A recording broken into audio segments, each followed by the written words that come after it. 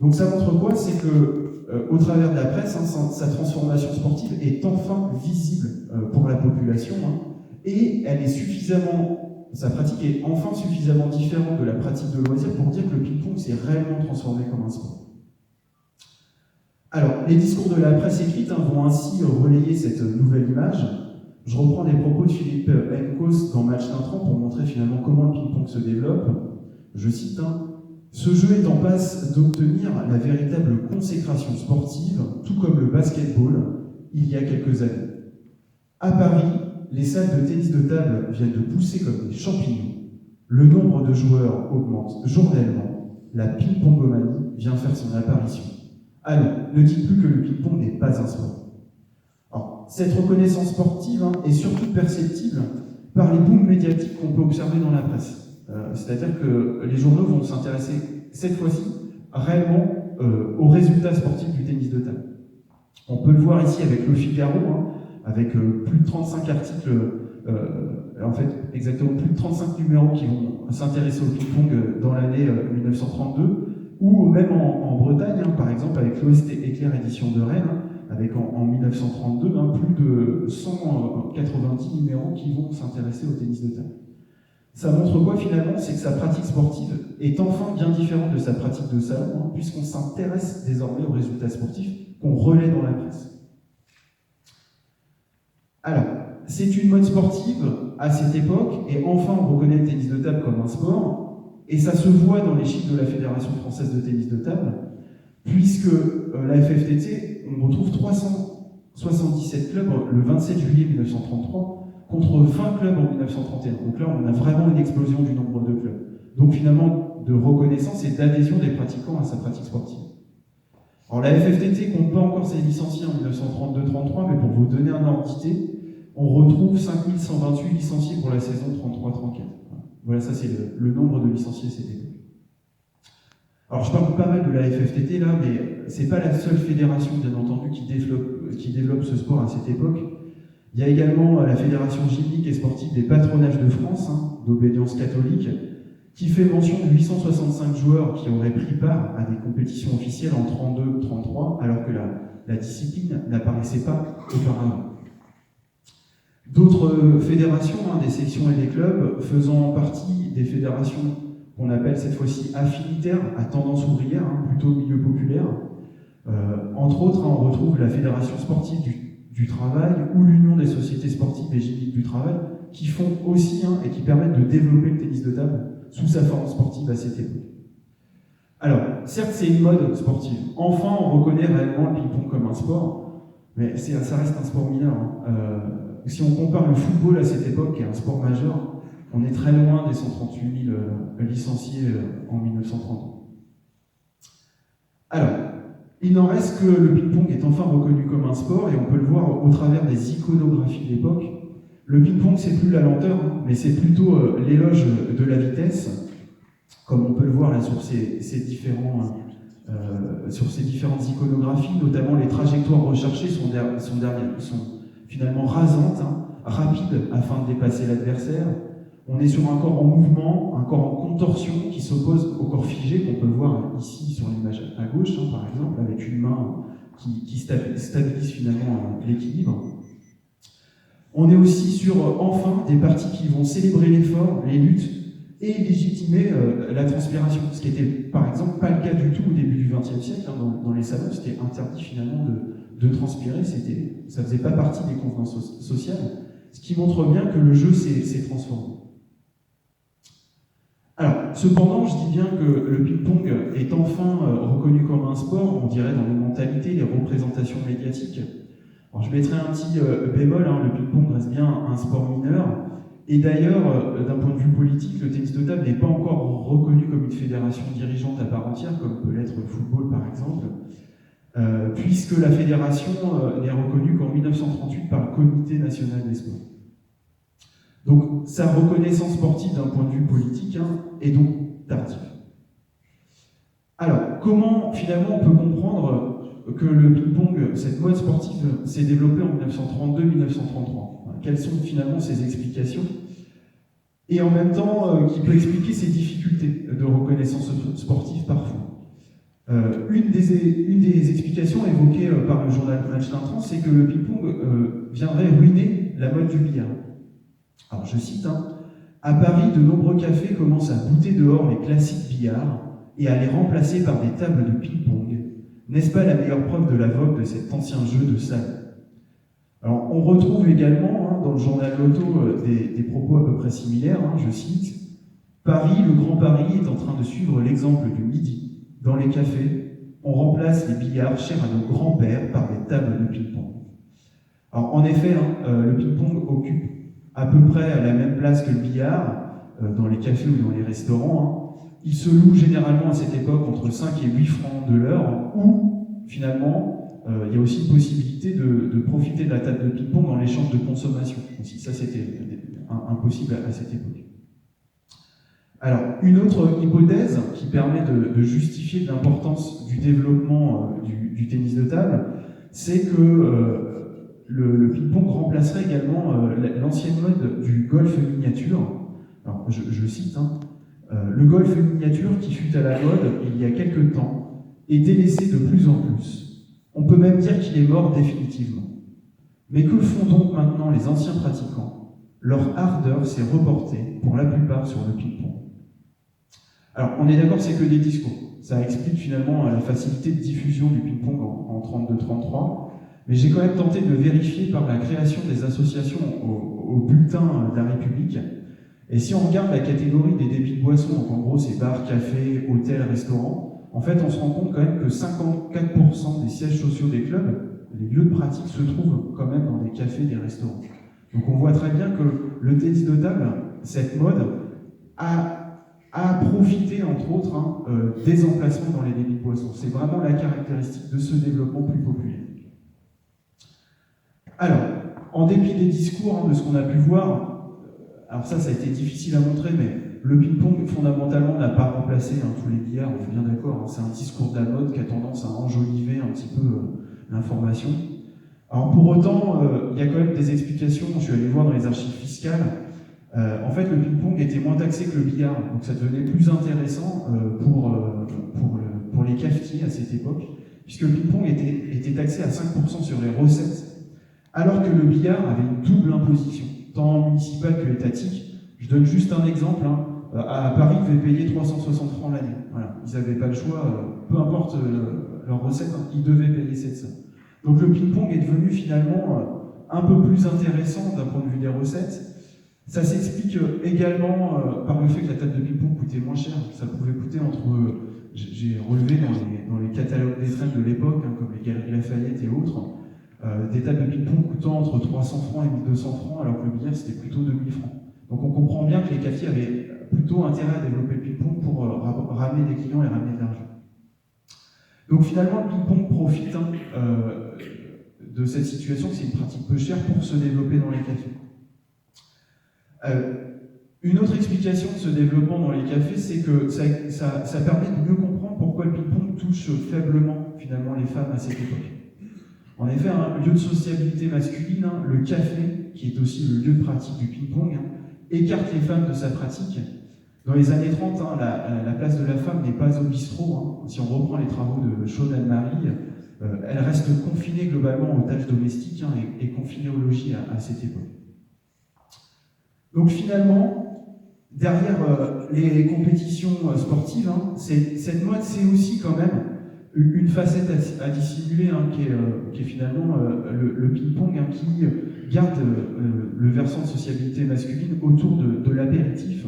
Et ça, j'ai pu l'observer par des propos de Raymond Verger, un des premiers champions de France à cette époque. Donc je cite, « Il n'y a désormais plus que les ignorants pour voir dans le ping-pong une distraction analogue au pickpocket, au yo-yo, qui sont des jeux follement amusants, mais qui ne sont que des jeux.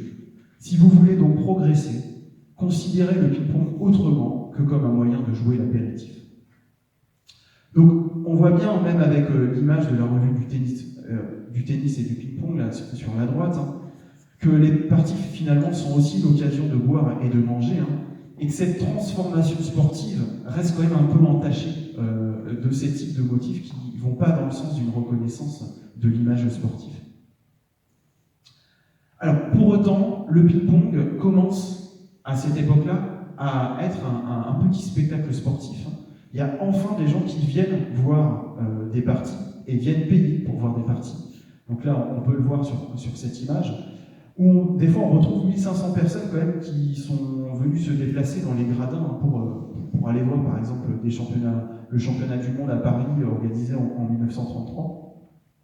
Et on retrouve également des gens de la haute société, notamment la haute bourgeoisie parisienne, des notables locaux, qui sont attestés durant ces compétitions. Donc il y a pas mal de sommités finalement du monde du sport, des arts et même de la politique qui se déplacent en 32-33 pour voir cette mode du ping-pong. Je vais donner quelques noms. On retrouve par exemple tout à gauche Monsieur Pietri, ancien ministre des colonies, Monsieur Landry, ancien ministre du Travail. On retrouve aussi des sportifs comme le coureur Jules Ladoumègue, l'aviateur notamment Michel Destroyers, Charles Pélissier en vélo, le tennisman Christian Boussu, ou même des grands industriels comme André Citroën. Donc ça montre bien que ce sport dit nouveau, qui s'est transformé comme un sport, intéresse, car il fait s'y rassembler des personnalités connues qui profitent alors des retentissements médiatiques de la discipline. Alors, au-delà des éloges de la presse écrite, il y a aussi des sociétés de production cinématographique qui se déplacent en 1933, par exemple, pour aller filmer des matchs, ce qui est assez impressionnant, comme Fox Movieton, Paramount, Éclair Journal, ce qui montre bien que le ping-pong est enfin reconnu comme quelque chose de nouveau, et en fait sous sa forme sportive. Alors, finalement, c'est une pratique à la mode, mais c'est pas particulièrement stimulé par le niveau des Français à cette époque. Voilà, je voulais faire une petite focale. C'est en particulier l'auto qui nous le dit, les mousquetaires du ping-pong à cette époque, c'est pas les Français, c'est plutôt les Hongrois et les Tchèques. Je reprends les résultats des huitièmes de finale simple homme lors des championnats du monde à Paris en 1933. On retrouve 7 Hongrois, par exemple, ce qui montre bien cette domination. 3 Anglais, 2 Polonais, 1 Letton, 1 Yougoslave, 1 Tchèque, 1 Autrichien. Le constat est à peu près le même en par équipe. Sur le tableau à droite, c'est par équipe homme et sur la gauche, par équipe femme. Les Hongrois finissent deuxième, derrière l'Allemagne, alors que les Hongrois finissent premier. Donc il y a vraiment une domination des Hongrois. La France en finit par exemple 5e ex aequo chez les garçons et 5e chez les femmes. En fait, finalement, ces joueurs hongrois profitent quand même de cette mode sportive en France, puisque ça génère en fait des intérêts économiques. Et on retrouve par exemple Victor Barna, qui est le joueur le plus fort de l'équipe hongroise. En fait, Victor Barna, en 1933, il est déjà employé dans un garage, le garage Marbeuf, près des Champs-Élysées. Finalement, il utilise cet emploi pour pratiquer davantage le tennis de table.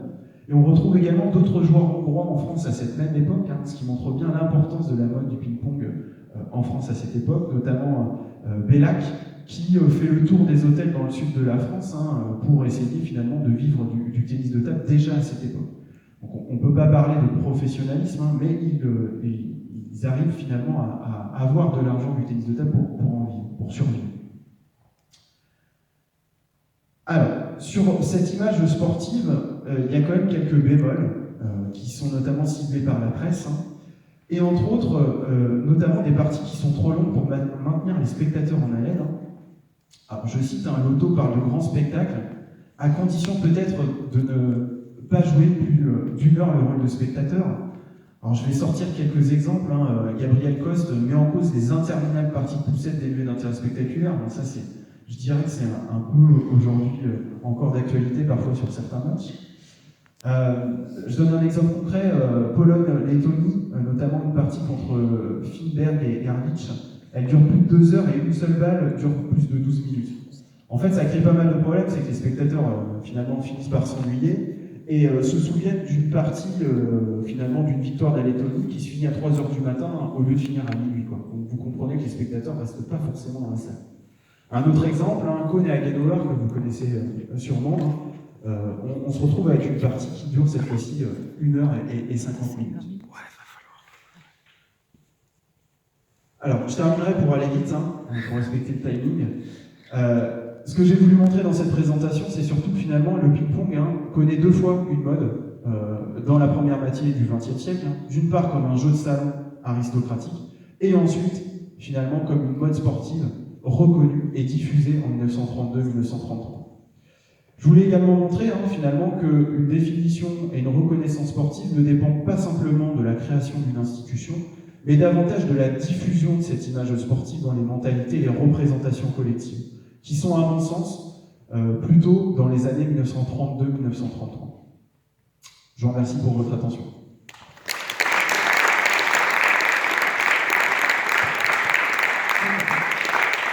Merci Kylian pour cette présentation. Je crois que c'est quand même important aussi de savoir d'où on vient pour mieux comprendre qui on est. C'est vraiment bien qu'il y ait des gens qui se donnent les moyens de bien comprendre l'histoire du tennis de table. Est-ce qu'il y a des questions? Parce que c'est vrai qu'il y a beaucoup de points d'incertitude et c'est bien qu'à un moment donné, d'aller fouiller dans les archives pour les lever. Est-ce qu'il y a des questions dans la salle avant de passer au deuxième intervenant? C'est très clair. Alors, oui. Juste vous remercier parce qu'on a souvent raconté l'histoire du tennis de table, mais on m'avait jamais montré vraiment les données. Et là, du coup, c'est très clair et on voit plus l'historique. Donc, merci. On voit comment ça travaille un historien. Moi, j'aurais quand même une toute petite question. Surtout par rapport au deuxième élément de conclusion. Alors, c'est vrai que tu nous montres bien comment le tennis de table se sportivise, on va dire, avec différents aléas, des événements majeurs, mais de manière plus générique, comment on peut caractériser ou quels sont les traits structurants du sport, Qu'est-ce qui fait qu'à un moment donné, on parle de sport et pas de jeu ou loisir, de manière assez générale, sans forcément parler ping-pong ou tennis de table. Alors, nous, globalement, en histoire, moi, à titre personnel, dans mon travail de thèse, pour définir ce que c'était un sport, en fait, j'utilise un cadre théorique d'Allen Gutmann, qui essaie de définir le sport en fonction de différents critères, de 7 critères entre autres, dont fait partie l'institutionnalisation entre autres, mais il s'intéresse à d'autres critères comme la spécialisation, l'égalité finalement dans les conditions de pratique, l'aspect bureaucratique, notamment sur l'organisation des compétitions, le contrôle du règlement, des compétitions de l'échelle locale à internationale. Donc moi, c'est plutôt de cette manière-là que j'essaye de justifier, c'est-à-dire que on ne doit pas simplement percevoir un seul trait de sa définition, par exemple le caractère institutionnel. Moi, j'ai tenté de montrer justement que le caractère institutionnel ne suffisait pas en 1927 jusqu'à nos années 31-32. D'autant plus que je ne le montre pas ici, je l'ai montré dans certains articles. Le tennis de table garde en fait dans un premier temps le règlement du lawn tennis en jeu et 7 pendant assez longtemps. De souvenirs, je crois que c'est début des années, je crois que c'est en 1931 réellement que finalement dans les règlements on passe au règlement 21 points. Donc ce que j'essaye de montrer, c'est que finalement il faut dans ces constructions de processus des critères, il faut que l'ensemble des critères soient validés pour qu'il y ait réellement une reconnaissance sportive. Et j'ai un deuxième versant qui ne respecte pas vraiment la définition d'Allen Gutmann, c'est dire que pour qu'il y ait une reconnaissance sportive, il faut que ça soit à peu près partagé. Et c'est pour ça que je parle de représentation médiatique, de diffusion dans les mentalités, puisque j'estime qu'enfin les gens arrivent à voir qu'il y a une réelle différence avec la pratique de loisirs qui se pratique dans les salons, pour aller créer du contenu dans la presse, pour aller se déplacer dans des matchs de tennis de table. Donc c'est pas simplement finalement le fait de dire on a créé une institution sportive pour dire que c'est un sport, c'est aussi que les gens reconnaissent la différence avec la pratique de loisirs. Voilà. Alors, merci beaucoup. Est-ce qu'il y a une question ou est-ce qu'on passe au